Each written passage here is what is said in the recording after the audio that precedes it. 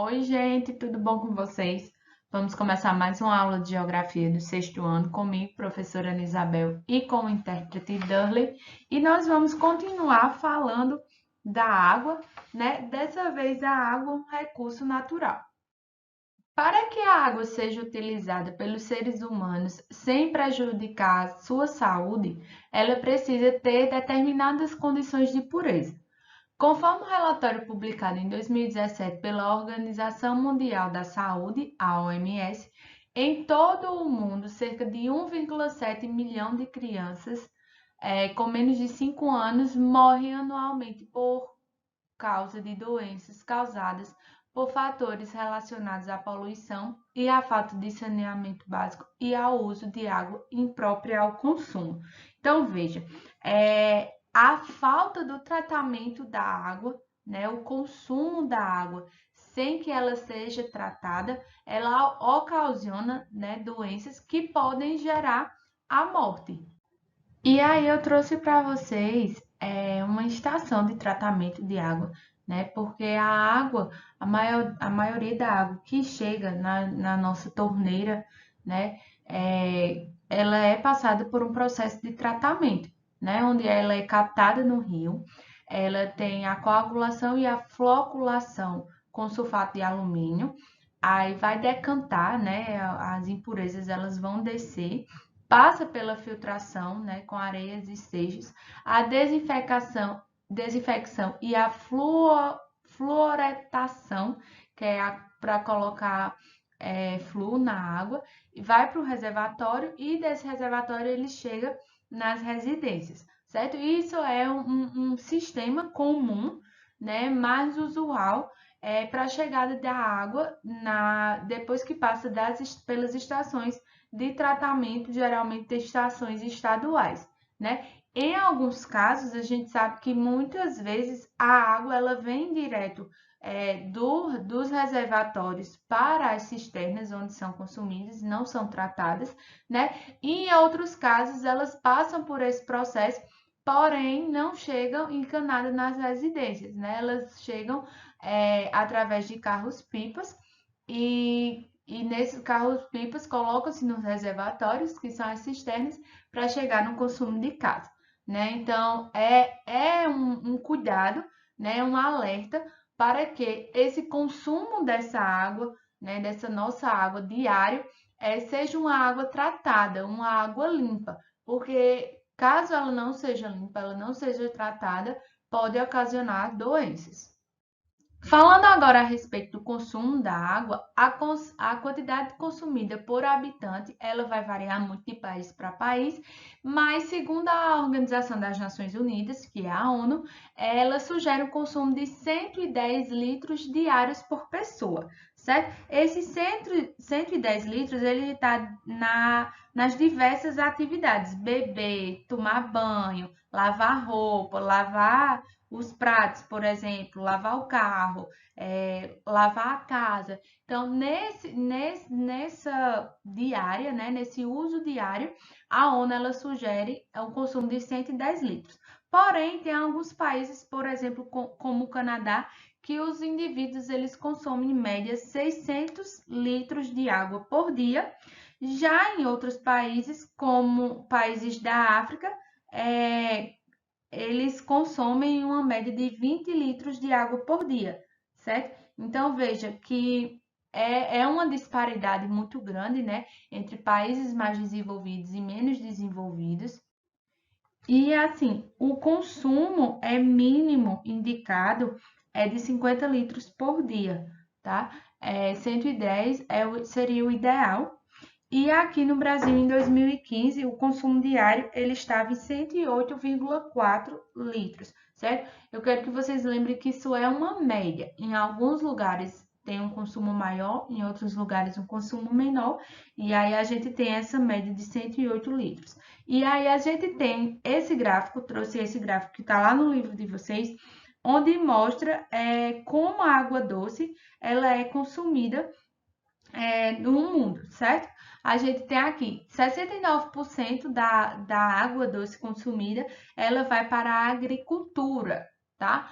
19% para o uso industrial e 12% para o uso doméstico. Aí vocês perguntam, mas por que economizar água se quem consome mais é a agricultura? Nós devemos ter a consciência e nossas ações devem ser realmente de poupar água, tá? Também deve-se haver ações no setor industrial e também deve-se haver ações e cobranças no setor agrícola, né? Fiscalização para esse consumo, redução desse consumo d'água. Aí a gente tem a foto, né, que é irrigação de plantação de cebola consorciada com pomar de limão em Taquaritinga, São Paulo. Então, mais uma vez, eu volto para falar da importância, né, da preservação e da não poluição dos recursos hídricos, né? O uso sustentável da água, ele traz essa análise para que a gente reflita sobre isso. Podemos tirar proveito da água para atender muitas das nossas necessidades de forma sustentável, ou seja, explorando sem desperdício e sem contaminação. Então, nós podemos utilizar a água para as nossas diferentes atividades diárias, né? E fazer isso sem contaminar e sem desperdiçar, né? Porque à medida que a gente contamina a água, a gente deixa ela imprópria para o consumo humano e deixa ela imprópria para a vida que existe dentro da água, né? Para a vida marinha, né? E aí uma forma é utilizar, por exemplo, uma forma desse uso sustentável é quando a gente utiliza os transportes, né? Transportes fluviais, né? Que eles são essas embarcações, né? Que vão nos rios, nos mares e não contaminam, né? Podem não contaminar. Então, essa é uma forma. E aí a gente tem o exemplo dessa imagem aqui, que é lá em São Paulo, certo? Na hidrovia Tietê-Paraná.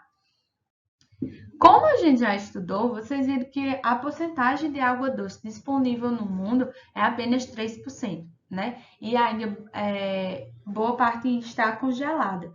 Então, e a água é um bem necessário, né, para as nossas atividades diárias, para o desenvolvimento de populações.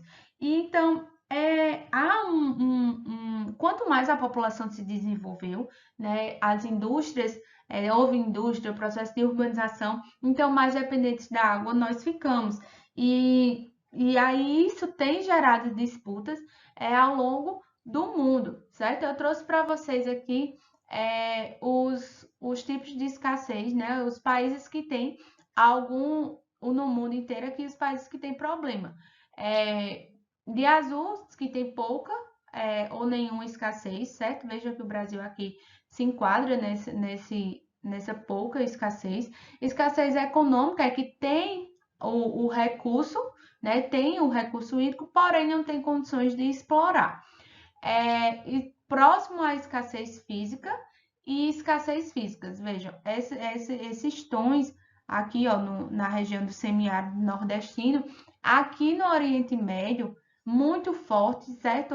Próximo da escassez física, ou seja, não ter reservatórios de água, e aqui escassez física, locais onde realmente não tem água, né? Então, isso tem gerado disputas, essa falta d'água, ela gera disputas, gera conflitos, para que aonde se tem a água, as nações elas detenham o controle dessa água. Então, por isso que tem ainda muita disputa pela água, certo? E agora a gente fala sobre a água virtual, né? A água virtual que quando a gente fala em virtual, a gente lembra logo da internet, de computador, certo? Então, o que é essa água virtual? Essa água virtual é um conceito utilizado para fazer referência à quantidade de água utilizada de forma direta ou indireta na produção de algum bem ou serviço. Na verdade, um indicador da água em litros que será necessária no processo produtivo de água. Então, vejam, essa água virtual é aquela água que a gente não vê, mas que ela foi necessária para a produção de algo. Por exemplo, o café, né? Aqui aqui tem uma chaleirinha, né, um bule.